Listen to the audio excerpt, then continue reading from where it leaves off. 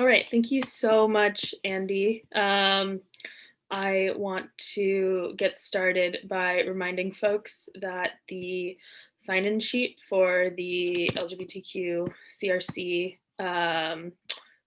programs is in the chat box. So I'll just give a quick overview of our agenda for this program. So we will be starting with some remarks from myself and from the pro staff you see here on your screen. And then we'll head into the tour. The tour will have 8 stops, and there'll be a 5-minute break about halfway through, just to give folks some time to sit with what we've gone through so far. It's a lot of information, and we just want to be conscious of that. And then we'll head into some wrap-up stuff, including a presentation of our very special happy birthday video on top of some wonderful new special surprises we have in store for all of you at the very end. On that, though, I just want to remind you all that folks are free to drop in and out of the space as they please, based on what feels right for you, your capacity. Yeah, we're just so glad y'all are here with us. I also want to say this event is not just meant to be, me sharing what information that I have. If there's information you have about some of the sites that we're talking about today, I'd love for y'all to share that in the chat. I want this to be, as engaging as possible. And I think when we share knowledge like that as a community, it can be really, really wonderful. I personally want to give special thanks to my co-intern who graduated last academic year, Micah Baumgardner, who has been helping me put together this tour for about a year now, and put in tremendous amounts of work on this project. I also want to thank Megan Vandertoorn, who is now working at a different school that we're not going to name, who also put in a tremendous amount of work, not just on this event, but also on the entire 25th anniversary that we're celebrating this academic year. Finally, a lot of the information you'll see presented today was gathered in collaboration with Kaya Foster from Lambda Alumni and Dr. Al Aubin. I also want to thank former West Hollywood Mayor John D'Amico, who met with myself, Andy, Megan, and Micah to help us inform some of the history that we'll be presenting here today. Yeah, I will go ahead and have us do a round of introductions with myself and the pro staff. And I also want to invite other folks who are here to introduce themselves in the chat, especially if you're affiliated with the CRC. If you feel like identifying yourself, go ahead. So I will get us started. My name is Arlene Reynolds. My pronouns are they and she, and I am the special projects intern for the LGBTQ Center at UCLA. So I've been focusing on executing these 25th anniversary programs that many of you have been engaged with over the past few months.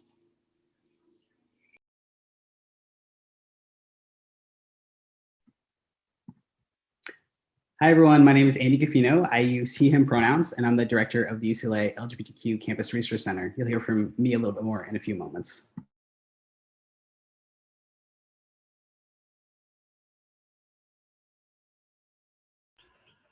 Hi, everyone. My name is Minnie, and I am the administrative coordinator here at the LGBTQ Campus Resource Center. And I'm really happy to be with y'all to take this queer journey into LA. Hello, everyone. Happy Friday. My name is Liz, and I use she, her, am pronouns. I am the program coordinator within the CRC.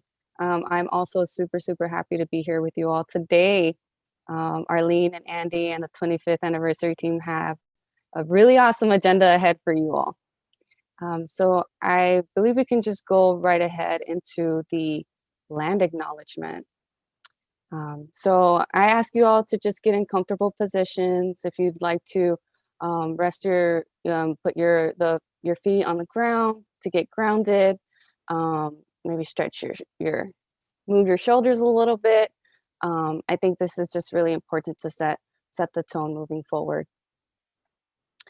I also welcome you all to receive these words I'm about to share with you all. As we begin today's virtual program, we would first like to acknowledge the land that our physical space resides.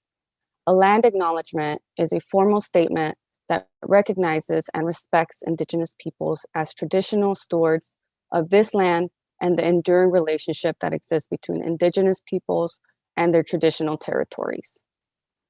To recognize the land is an expression of gratitude and appreciation to those whose territory we reside.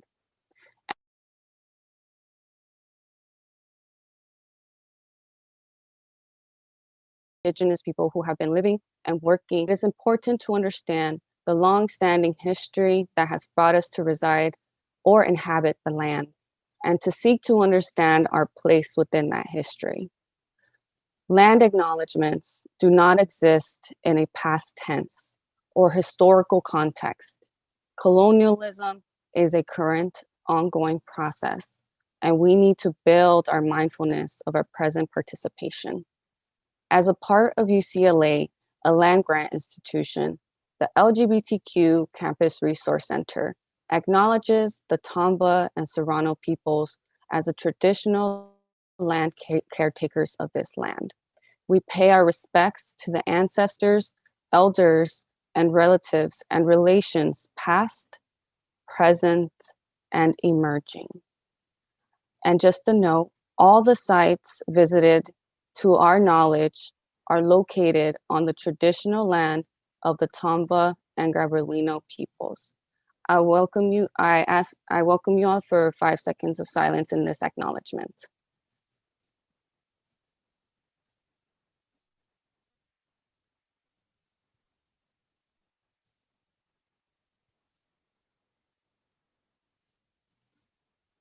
Thank you.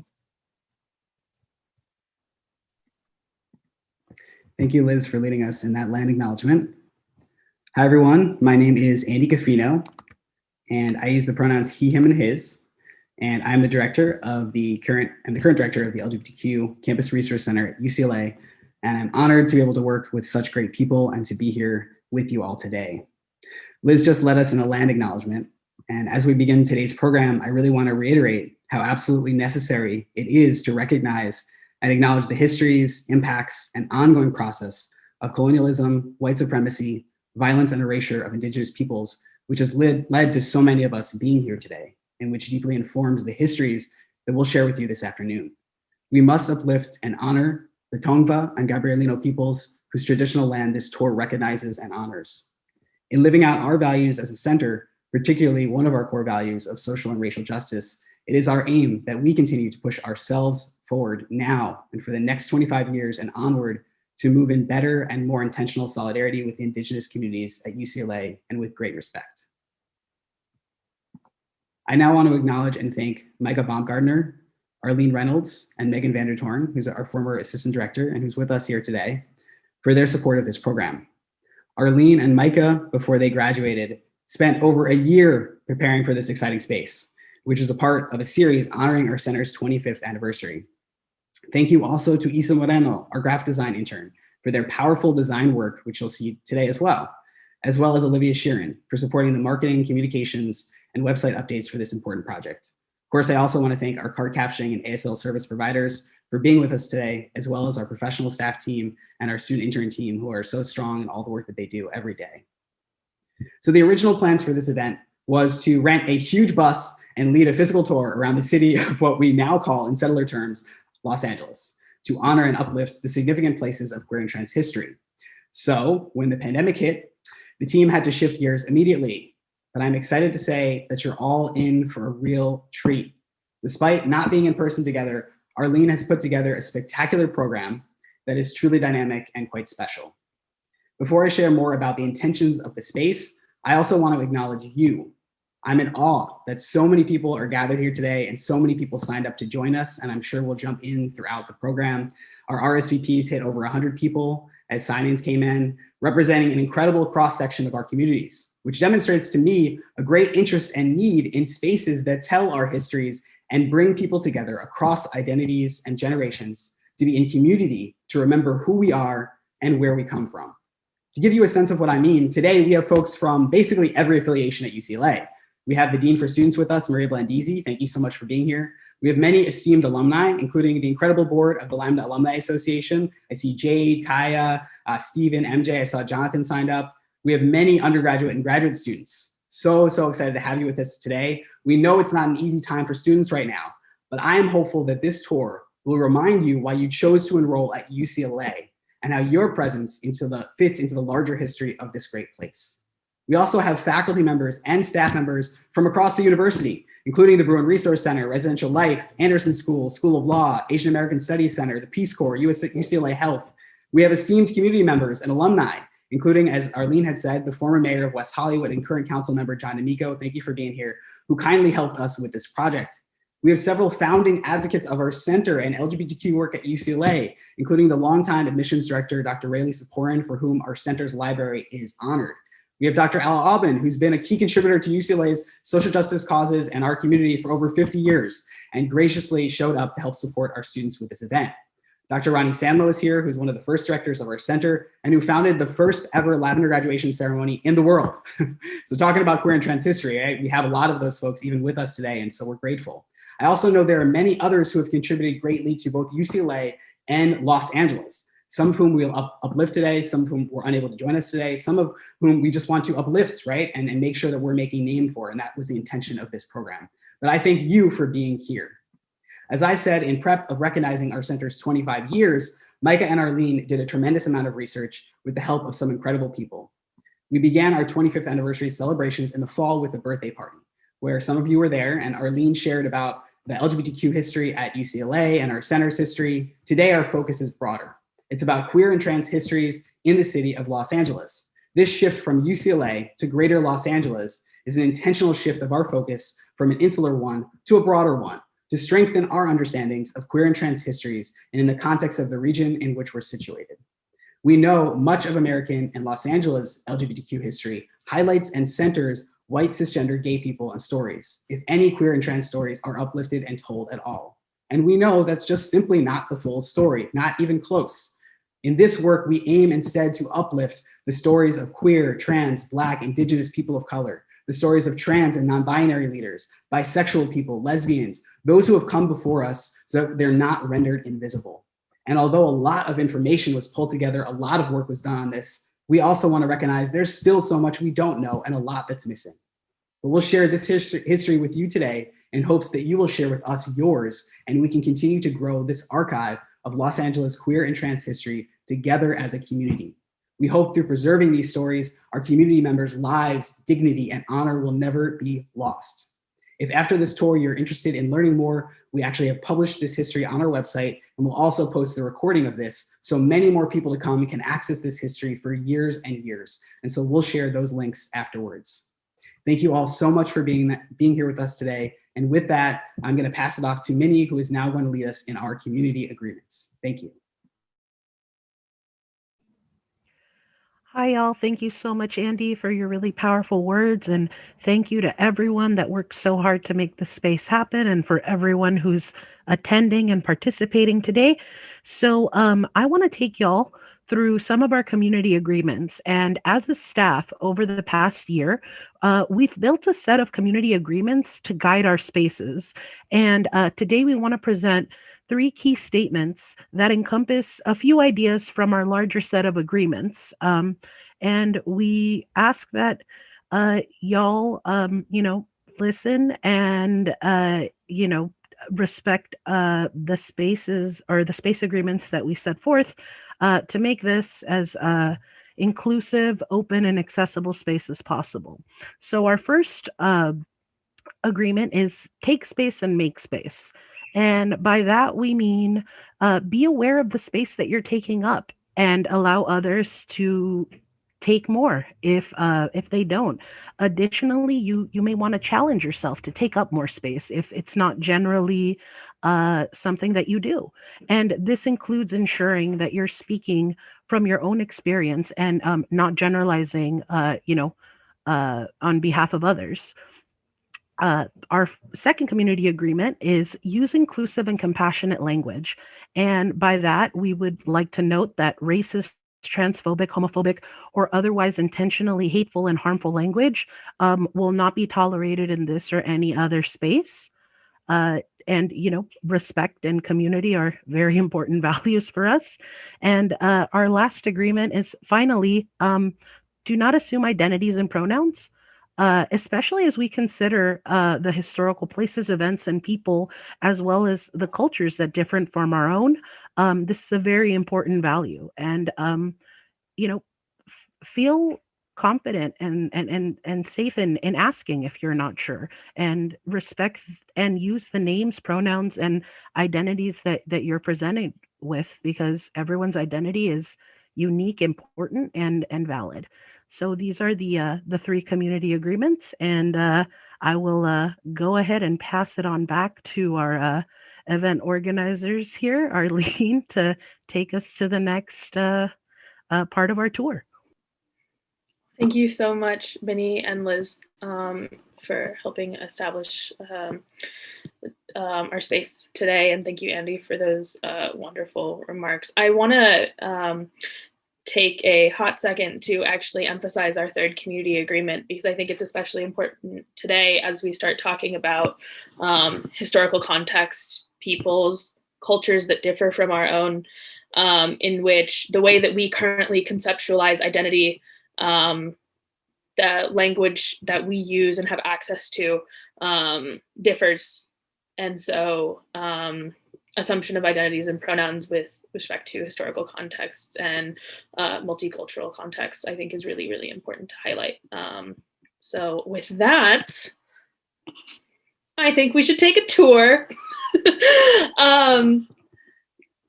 So as Andy mentioned, this was initially planned to be an in-person tour. And so I wanted to present what the original route was going to look like, to take us in this giant circle of Los Angeles to various spots. Some folks may potentially be able to pick out where we'll be heading, but I hope some stuff is new and surprising for folks.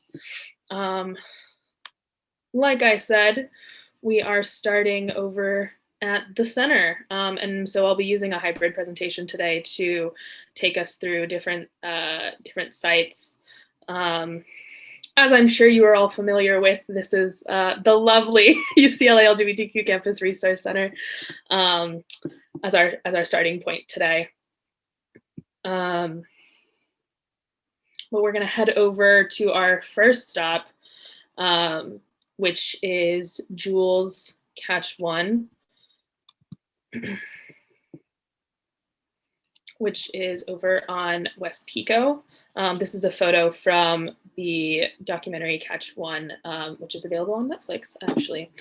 So it is impossible to talk about Jules Catch 1, one of the first and longest running Black gay bars, without talking about its founder and former owner, Jewel Dice Williams. After receiving,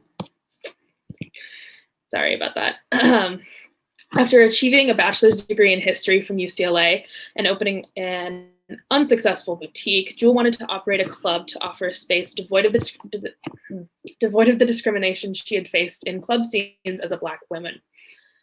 After securing a deal to narrowly purchase what was at the time called the Diana Club, she faced further hardships when her bartender refused to work for her because of her race, and many white patrons stopped attending the venue. However, Jewel's kindness and acceptance of all patrons proved essential for her success and attracted a large clientele. The club would later earn the name Catch 1 because folks, particularly queer, trans, Black, Indigenous people of color, who could not attend other clubs because of their identity, would frequent the venue at night hoping to catch the one. Because of the locale's popularity among cutie BIPOC folks, police frequently raided and harassed patrons of Catch One. Despite this, Jewel upheld her core beliefs of inclusion for all and even achieved her Master's of Science in Chinese medicine so she could open a nonprofit called Village Health Foundation. Village Health Foundation is actually located down the street, right here, next to Catch One, which provides health education and solutions for low-income communities in the area. Despite Jewel's efforts to maintain the club's popularity, Catch One's attendance began to decline, eventually leading to a change in ownership. In November of 2015, Steve and Mitch Edelson bought the Catch One and briefly renamed it the Union before reverting back to Catch One again. The club actually still operates and brings together a wide variety of patrons. And like I said, a documentary that goes in more depth about Jewel and Catch One is available on Netflix, produced by Ava DuVernay. So I just want to really highlight this place and its connection to UCLA's history.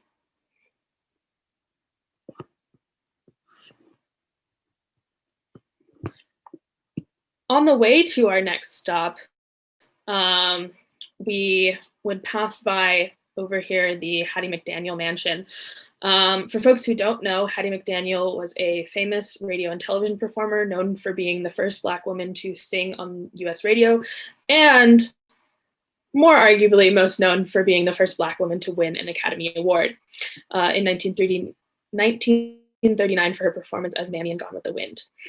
There's speculation that McDaniel was bisexual or a lesbian because of her many failed marriages and possible connection with a secret society of lesbian and bisexual actresses known as the Sewing Circle. You know, oh, gals being pals. There have also been reports that McDaniel had an affair at one point with actress Tallulah Bankhead, who was known for using the term ambisextress to describe herself. So we'll head over to our second stop, the One Archives. And it's a little difficult to get close to the One Archives or get a feel for the One Archives from Google Earth. So thankfully, our lovely director, Andy Cofino, has provided us some content for that. So the One National Gay and Lesbian Archives is the oldest existing LGBTQ organization in the US and stores the largest collections of LGBTQ materials in the world. Although the collection has only been located in the USC library since 2010, One Incorporated was founded in 1952 as one of the first national LGBT publication companies.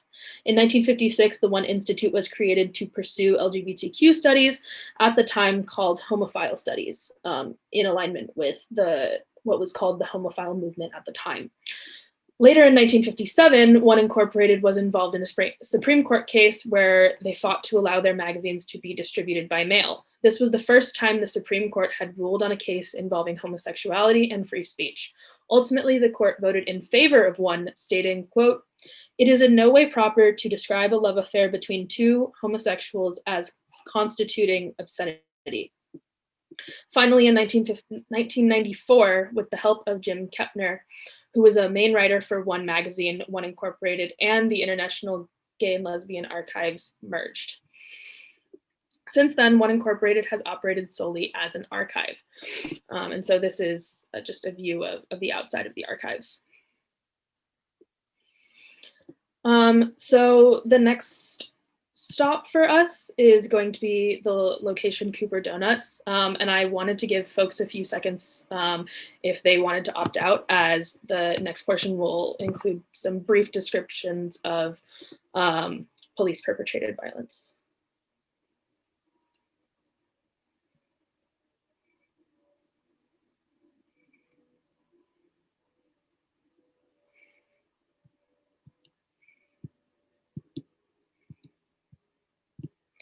All right, so this is the location of where Cooper Donuts was. It no longer is, and so that's why we're kind of staying in this bird's eye view here.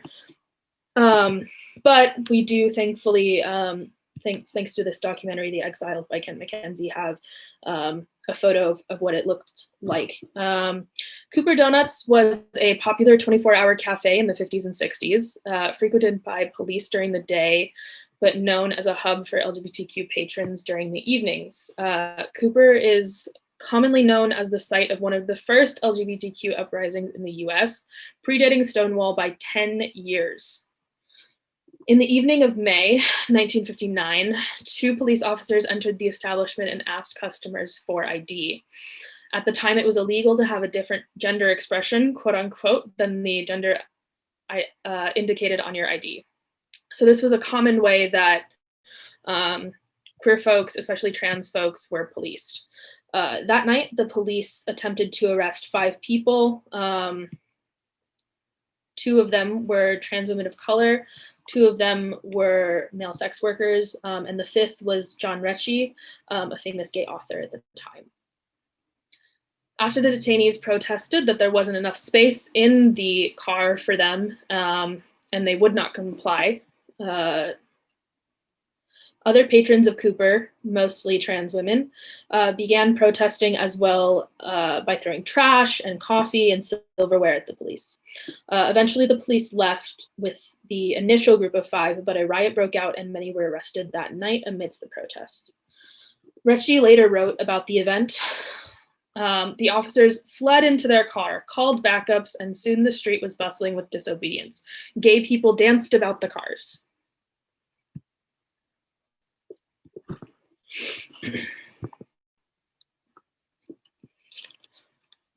So the next set of stops, all places sort of along the way, including the Millennium Biltmore, Pershing Square, and the New Jalisco Bar. And we have some driving footage that we'll go ahead and play right now. I do want to also give a content warning for the next section, which mentions some pathologizing happening in the 1920s.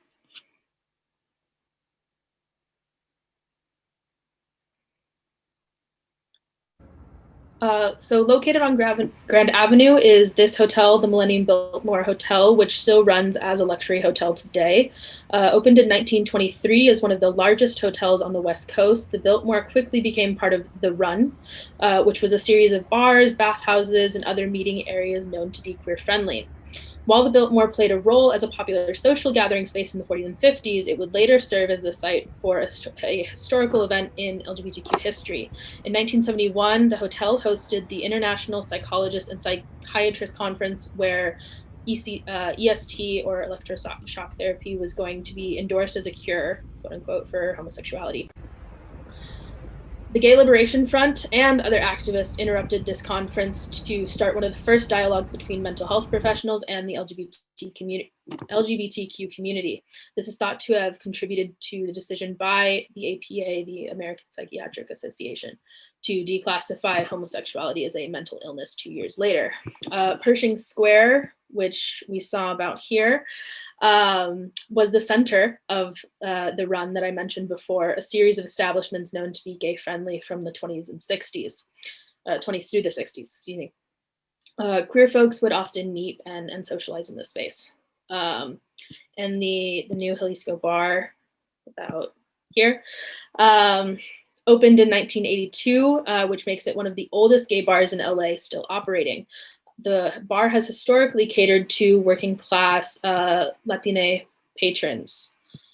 Currently, though, the bar's ability to operate is being threatened, and a lot of community-based fundraising efforts have been initiated. I've seen a lot of those on Instagram, actually.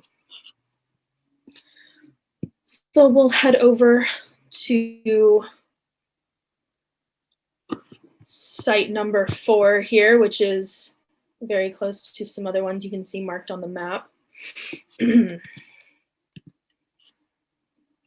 Stop number 4 is El Pueblo de Los Angeles, the historical monument.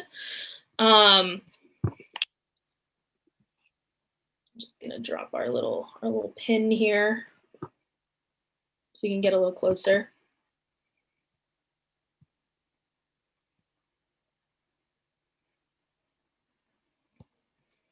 And so you can see the monument here in the center. The El Pueblo Historical Monument stands as the oldest area in Los Angeles. On September 4th, 1781, a group of 44 people ordered by King Charles III of Spain colonized the area to establish a religious pueblo, which later grew into the city of Los Angeles. In the plaza area of this monument, a plaque can be found commemorating the Tongva village that was colonized to make this pueblo possible, which was called Yangna. The Tongva peoples were what we today might consider to be very LGBT friendly, accommodating what we would conceptualize probably as like trans-identifying folks, celebrating two-spirited people, and openly accepting same-gender marriages. We consider it a shame that their presence in this area has been reduced to a plaque. And I'd like to take a moment to just ponder that.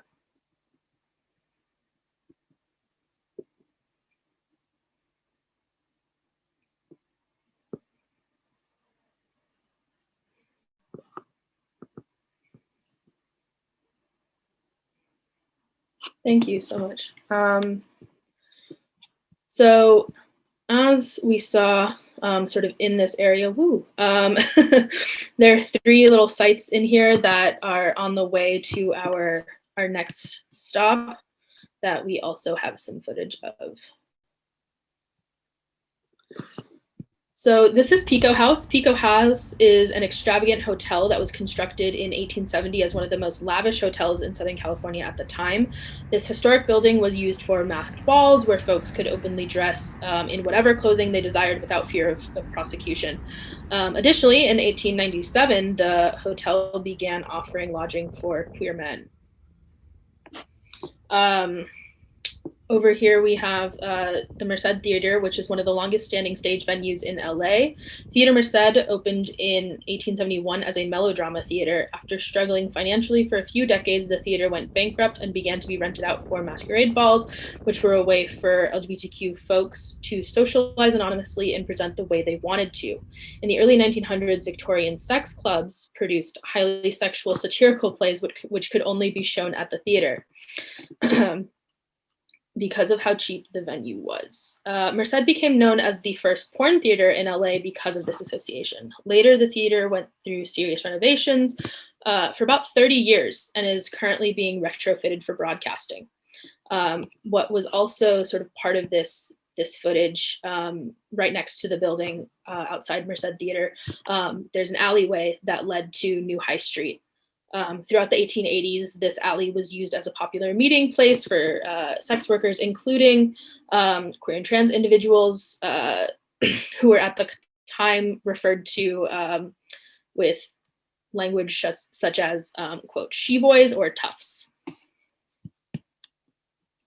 And so this is about the point where I want to take a break for folks. So we will take about a 5-minute break, return at, get going again at 2:50-ish, just to give some folks some time. And during this, myself and Andy will be available checking in the chat and such. So. All right, so we're gonna go ahead and get it started again. So I will go back to sharing my lovely screen with you all.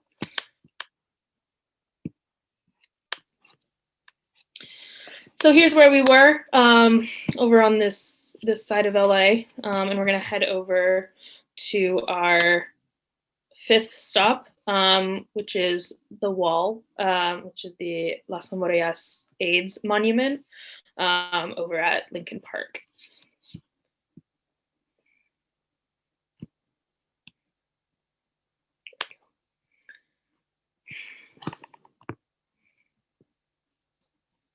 So it's also hard to kind of get close to this one on Google Earth. So we have some video of what it looks like currently.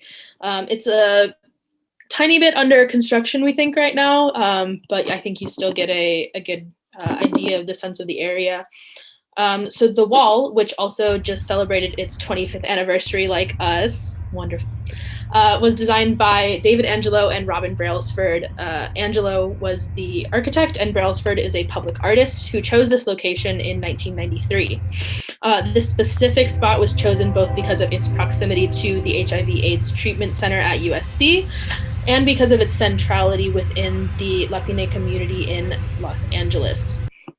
The memorial is designed like a serpent, which is the Aztecan symbol for rebirth. One might also notice that there are 8 panels that make up the serpent, consisting of 6 murals vibrantly depicting life with AIDS in the Latina community, and 2 panels with the names of those lost.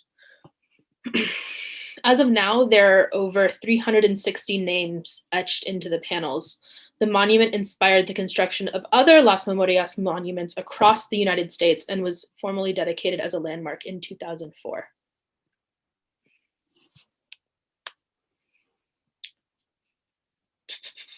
So heading over to our next stop.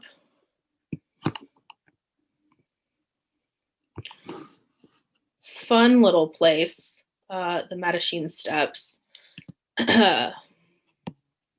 Which is over in a suburban area. I can drop our little pin here.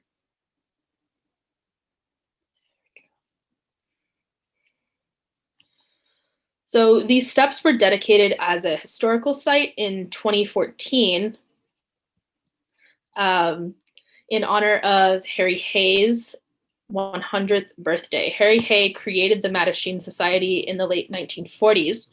Harry Hay, who identified himself as a communist and labor activist, is considered by some to be a parent of the gay rights movement in the US.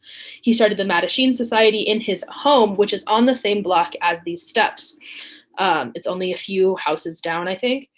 The Mattachine Society started to decline in prominence in the late 60s and early 70s as gay liberation activists came to realize that the group's respectability politics were no longer a viable strategy in the moment.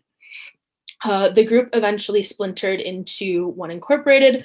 However, the group remains a prominent fixture for the history of LGBTQ activism in the US. So these are the steps. They start down there on Cove and go all the way up. Appreciate this person taking this picture all the way up here. On the way to our next site, in that same neighborhood over here, is the residence of Julian Eltinge. Julian Eltinge was an extremely famous actor and even has a theater on 42nd Street in New York City built in his honor. Eltinge was known for his, quote, female impersonation performances, which he dedicated his entire life to.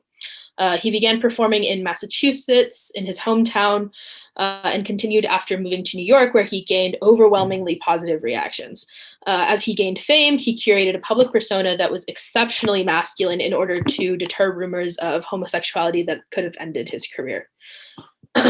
He was, however, a lifelong bachelor, at least in public, and Eltinge's fame helped to elevate the respectability of female impersonation performances. And Eltinge moved to LA in about 1914. And so in this area, in the same area that the Mattachine Society would later be founded in. And so we'll now go over to stop number 7, the Black Cat Tavern, which is a little more widely known, I believe. And I'm just going to give another content warning for folks.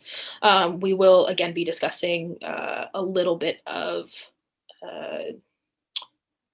police violence in this description of the Black Cat riots.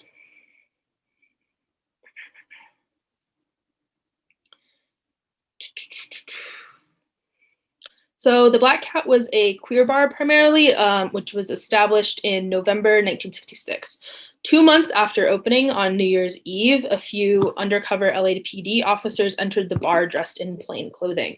The officers began to get violent with patrons as patrons rang in the new year. Folks described it as, quote, all hell breaking loose after such a happy high moment in the bar. Patrons who were judged by the officers to be homosexual and kissed each other at midnight were arrested, and 14 were later charged with things such as public lewdness, among others. A month later, there was a public demonstration organized by 2 local activist organizations. While it often gets ignored, the Black Cat riots is an example of yet another demonstration that predates the Stonewall riots in the US, but gained less notoriety.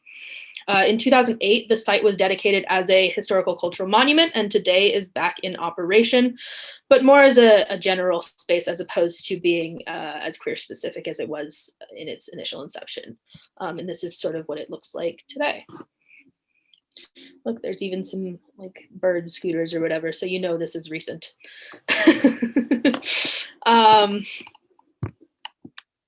On the way to the next site are a couple places.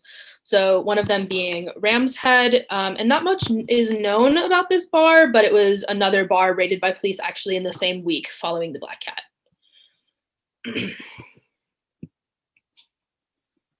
And then there's also Liberation House, which served as a home for homeless LGBTQ folks and opened in 1971 by the Gay Community Services Center in LA, which was an offshoot of the Gay Liberation Front founded by Harry Hay, who we mentioned earlier in relation to the Mattachine Society, Don Jackson, and Morris Knight, all prominent activists at the time. The group witnessed the vast number of homeless LGBTQ youth and decided to fix up and lease the property at this location to those in need. Residents paid about $45 a month towards rent and utilities, which today would be like paying less than 20% of average LA rent. After demand to be placed in the house became overwhelming, the group opened actually 4 other liberation houses.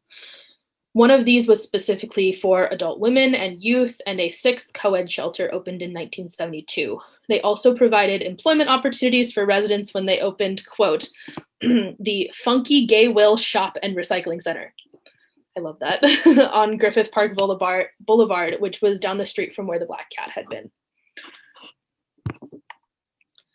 And so we'll head over to stop number 8, Circus Disco, over on Santa Monica.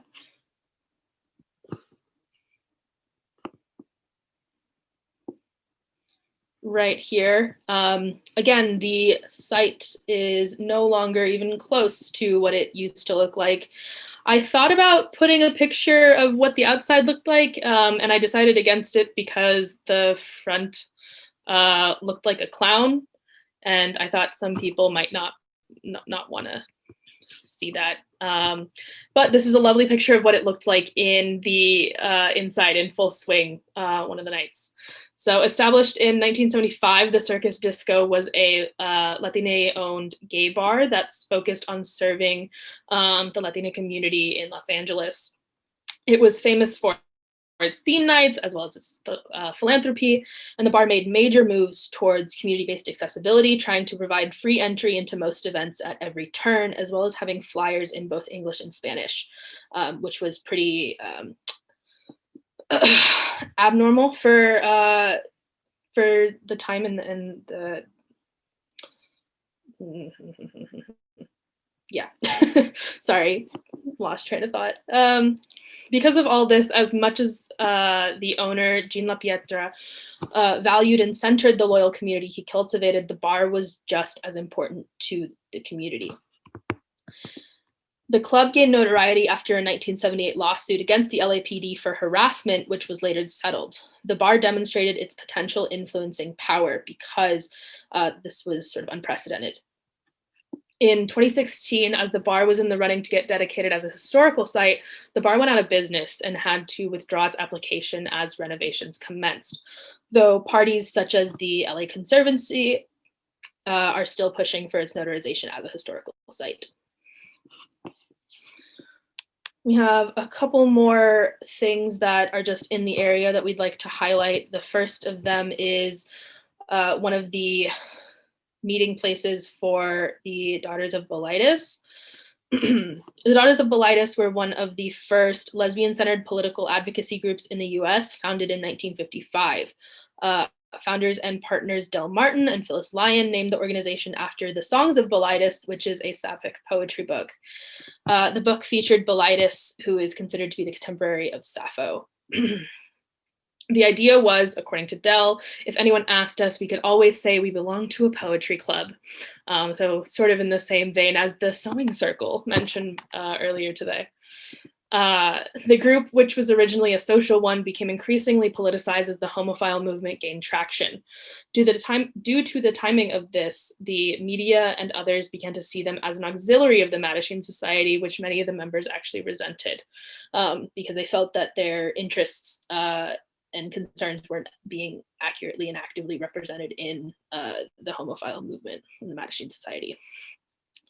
The group continued to operate and even published a newsletter called The Ladder in 1956. The LA chapter met at this house to plan and meet as a social group.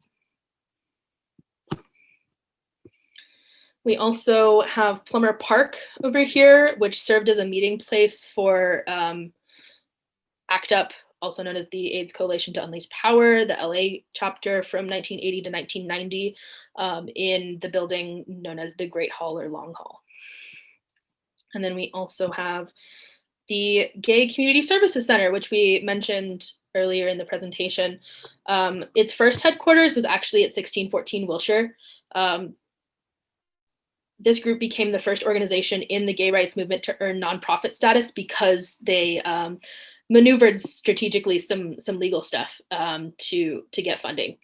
And this was their second location over here on North Highland. And that brings us back to UCLA. And we've made our loop here, folks. So I now want to open it up for Q&A. Q&A. There we go. Oh, technical difficulties. Yeah, myself and some of the pro staff are open for discussing some of the locations you've seen and heard about today, as well as some other stuff for the next couple minutes.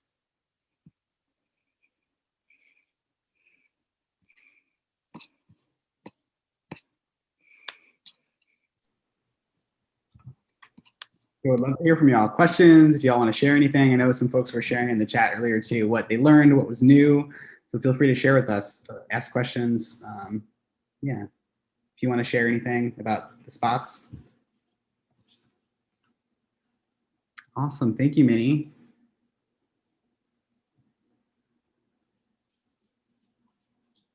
So sharing some facts about the Daughters of Bilitis and some of the incredible POC founding members, like Rose Bamberger, who is Filipina, and a Chicana woman named Mary, whose surname has been lost. Thank you for raising that, Minnie.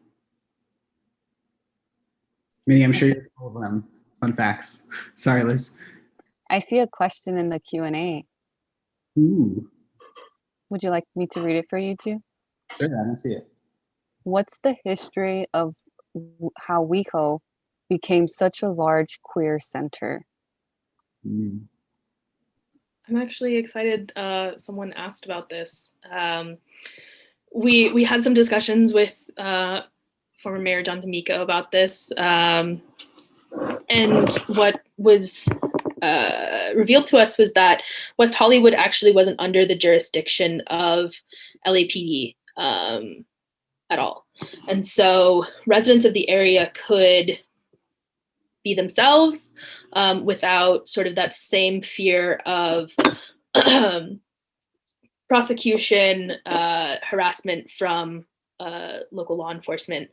And so it became kind of a haven for activities that were considered unlawful at the time, or dressing as you pleased, existing as you were, are for folks. And so that's sort of how a lot of folks came to move there, and the space sort of got built up and known to be this haven for queer folks. And especially, I think a lot of gay men especially is now, I think, what the area is known for.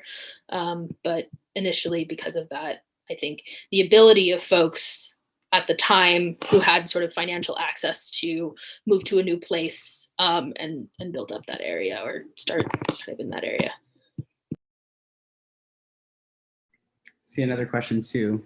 Peyton said, yes, I was going to ask a similar question because I noticed a few sites were in downtown LA or that area. So is downtown a prior WeHo in that way? Kind of, yeah, in a sense. Actually, on our website, some of the links we'll share later, there was a large concentration of meeting spots, bars, clubs in sort of the downtown area, what we consider the downtown area today. And so part of like the run, which we mentioned earlier, and yeah, there's just like a large concentration of stuff that we found all in downtown. So I think it kind of served because of its proximity and like closeness of everything. Had a lot of activity in, I think, in that area. Just as far as I'm aware. I don't know if folks have other information.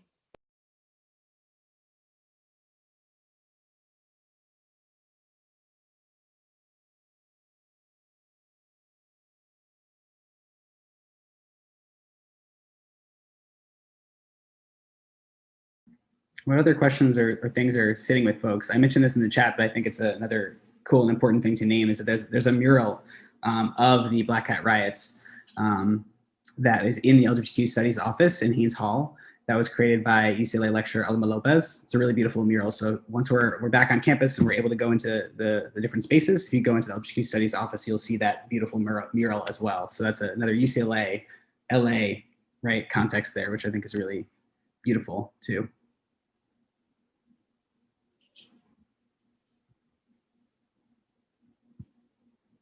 Oh, I see one of the Q&A questions. I'll read it out. What are y'all's favorite queer community spaces in LA? Andy, do you have one?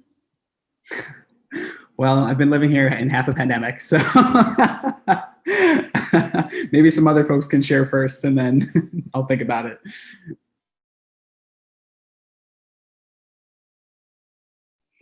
Unfortunately, as a college student, I've been pretty confined to the area around UCLA. But I think for me, I really like the energy in West Hollywood, sort of like at that corner of Santa Monica and San Vicente during LA Pride. It's so colorful. And I know LA Pride is very crowded and has a lot of stuff going on with lots of corporations in the mix, but I do think that seeing just tons of folks out and about and being so kind with each other is really, really awesome to see and experience at least once.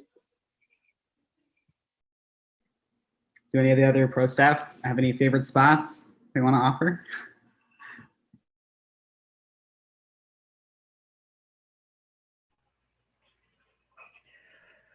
I mean, I was like born and raised in LA, so like my biggest insight into kind of like queer spaces or LGBTQIA plus spaces were WeHo.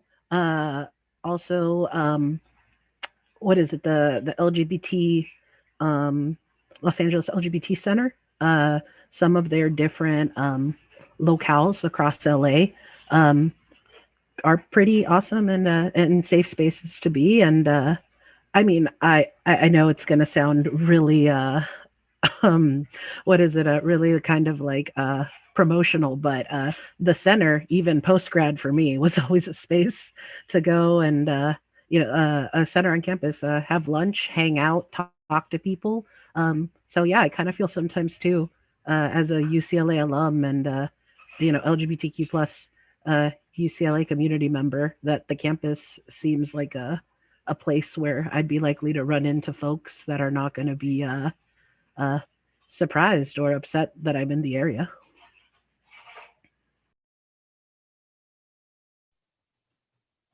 Yeah, well, for the most part, during undergrad and grad, I was in Northern California. So like I went to UC Davis. So a lot of my favorite spots to go were actually located in Sacramento. And during grad school, a lot of the places that cities also are like Berkeley and Oakland. So that was my experience in those very early undergrad years when I was exploring my queer identity. But now, as you know, I grew up in LA as well, like Minnie. So now that I was exploring LA for a bit, I actually kind of stayed to myself. So I think my introduction to queer LA is actually working at the center. So I'm just, really excited to continue to learn about new spots. And I also welcome recommendations. Trying to be very humble about that. So yeah, I really haven't explored much of it, queer life in LA, but maybe, when things get better after the pandemic, I'll, explore a little bit more. Thanks for offering that, Liz. I'm seeing folks also mention USC's role, right, in the history. That was interesting. I also think for folks who are interested in this history, definitely take a visit to the One Archives. You can request a tour and go and check it out. It's really amazing. So definitely suggest that too for folks who are more interested in the history aspect, as I would imagine many of you are. Yeah, Liz reminded me that there's, we mentioned during the tour that New Jalisco Bar, unfortunately due to the pandemic, is in danger of closing. And I know that's not the only queer space in LA that due to the pandemic has been affected in that way. And so I think it's unfortunate to experience that and to see that happening.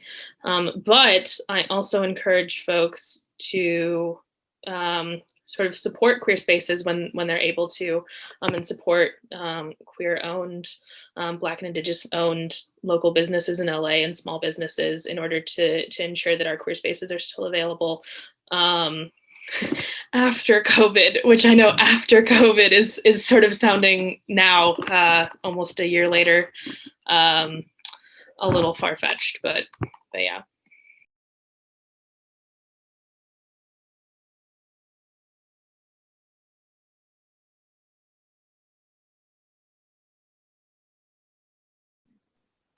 I will say that as a person that grew up in Los Angeles, I think, this is one of the first times that I've heard of any queer history in my I'm just going to age myself, 27 years of life, right? I think it's really fascinating how you all put this together. And I, as a person that was, again, born and raised in Los Angeles, specifically South Central, just want to thank you all so much for enlightening me and just bringing this history to the forefront. Liz, thank you so much for saying that. It was really, Micah and Arlene, and with the support of, Al and Kaya and John and Eric Shaw as well, was a contributor in these conversations. So it was really all of those discussions. I know that, Al has done so much history. Ronnie has been helpful too. Kaya has been hours at the archives gathering information. And then Micah and Arlene really did just such a deep dive in the research. So I'm originally from New York, and I studied queer history in the New York area. And I know a lot about the Stonewall and all of those things. So it was really, really beautiful to learn so much about Los Angeles history, especially as somebody who's relatively new to living here. And so I think it's really beautiful what Micah and Arlene have done to pull this together, and it will be available. Yeah, the Mazer archives are also in West Hollywood, which is a lesbian archive. So some really amazing places. I should also mention too that they did so much research, and there's so much history here in Los Angeles. We picked some, they really picked some highlights, but we will have available on our website, and we'll share that with you on email after this. We have a bunch of lists of locations with histories and locations on the map, so you can go explore these places. So maybe you want to do a lesbian specific tour, you could look at that map and find those locations and go and see them, because there's a tremendous amount of important people and places here in Los Angeles. And so we want to make sure this information is shared and publicly available to anybody who wishes to access it. So be on the lookout for that information too. Yeah, and as Andy mentioned in the chat earlier, we're providing all of these so that folks can conduct their own tours. We're recording this so that if folks want to listen to the audio or access the audio and be able to conduct a tour that way, or we'll be sharing the script that I read from today, so that y'all can conduct your own tours if you'd like. Yeah, we want to just be able to make this something that lives beyond the 25th anniversary and exists as a way for maybe folks who aren't as familiar, for example, with sort of like queer history in Los Angeles, to be able to get a good sense of acquainting themselves with some of the highlights in the area. Yeah. I'm loving the resource sharing, the conversation that's happening in the chat. Thank you all so much for sharing. Are there any other questions or things that were new to folks? You know, what did you learn? What do you want to learn more about? Be great to hear that too.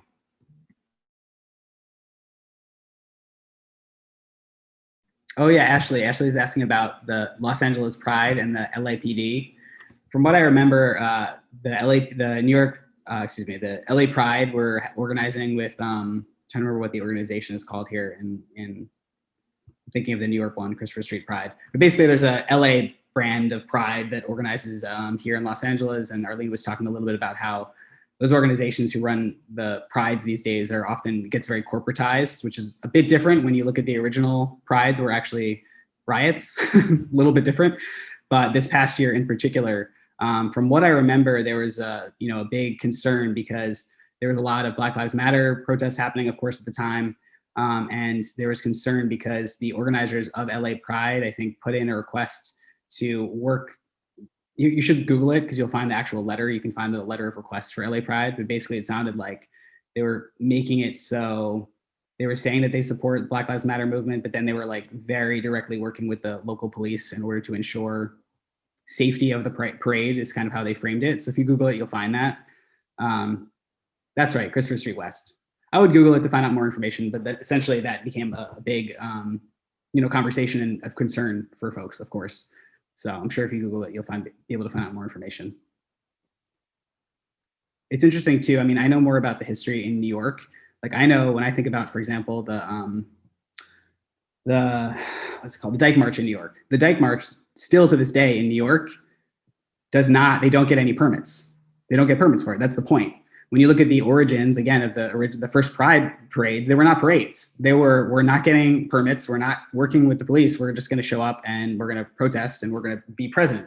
I think over time, as LGBTQ people have gained more visibility and civil rights and things like that, these organizations have come about and then they work to get permits to do things like a Pride parade, which is very different than the origins of the original parades, quote unquote, right? And so there's just also some interesting history there too. Yeah, the Dyke March worked like that in Chicago as well. I'm sure many of the Dyke Marches still to this day don't get permits, but from my understanding, I would imagine most, if not all, of the Pride parades, quote unquote, do get permits. And in order to do that, they have to work with local authorities. I would imagine the police in order to secure those things. But the particularities of LA Pride this past year, I would Google because it looked like it was a little bit deeper than that. What else? What else have folks learned? What else are folks? Oh, thank you for posting stuff in the chat there. Any other questions or things?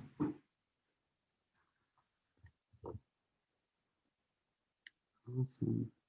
Thank you, Megan. I definitely also want to kind of echo Liz and say thank you to Arlene and Micah and Andy for all, and Lambda, Kaya for helping with all of the history and the archiving and the research. It's honestly amazing. And what I will say is that I really, really, really and humbly appreciate how the Indigenous voices, within the tour were uplifted. And kind of like Liz said, born and raised in LA, and I used to go to the Placita Alvera and those locales when I was a kid and didn't even know, the way the Indigenous peoples of California supported and uplifted identities that we have today, but that they didn't have a language for back then, right? Like Two-Spirit folks, queer folks, and I am just really thankful that these stories, these narratives, these histories are being uplifted in a society where colonialistically and conquerors write the history, not folks who are not the winners in those situations. So thank you so much for being so thoughtful and proactive in your approach and in this event. Definitely. I think one thing that Andy and I kind of were talking to each other about and pondering around was we were really hard pressed to find sites that not only just like centered and information about these sites that were specifically spaces for Black, Indigenous people of color. And one sort of intersection of identity that we, Micah and I, just couldn't find anything around, and we'd love if folks could share if they know about any, but was the intersection of being Asian American and Pacific Islander and queer and trans in LA, and specific like history of that, because we know how important Asian American immigration and Pacific Islander immigration and folks who immigrated to the area were to and are to Los Angeles and the development of Los Angeles as a city, and it was just non-existent. And so you're right, Minnie, about sort of the erasure of various facets of queer community in LA, and until things that sort of pop up as more recently. So yeah, just something that Andy and I were really discussing. It's also something, it's a signal too to that piece of what is not included, right? Is always speaks often and always to this piece of invisibility and erasure, right? So thank you so much. And I wish Micah were with us today, because they also put in so much time and energy. So we'll let them know that that everybody appreciated the work and research that they and Arlene did to pull this together. So thank you. So as promised, we do have a special surprise that our team, but more specifically our graphic design intern, Isa Moreno, has been working so hard on, actually learning how to animate as part of this project. The center is launching some Giphys. We're in talks to working on putting them on Instagram for use, and we wanted to give y'all, as attendees of this program, a first look at what these Giphys will look like. And so on the left here, we have our iconic giant rainbow flag and sign that usually sits outside the center. In the center, we have the 25 years of queer, which has been our hashtag, commemorative hashtag for the 25th anniversary. And then over on the right-hand side, we have our iconic purple couches from our lounge. We miss our center, our physical space so much, and especially lounging on those purple couches. I know some people miss taking naps on those purple couches. And so we wanted to honor the purple couch, along with the wonderful identity pillows that usually hang out on those couches. So I also just really want to give a huge shout out and show so much gratitude to Isa, our graphic design intern, for how much work was put into these designs and animating these designs to not only be used as part of our 25th anniversary celebration, but also as something that will be able to be used by folks long after all of us graduate and leave and such. So they also created our 25th anniversary signature logo situation that you can see behind me. That's been in a lot of our graphics, so we appreciate it.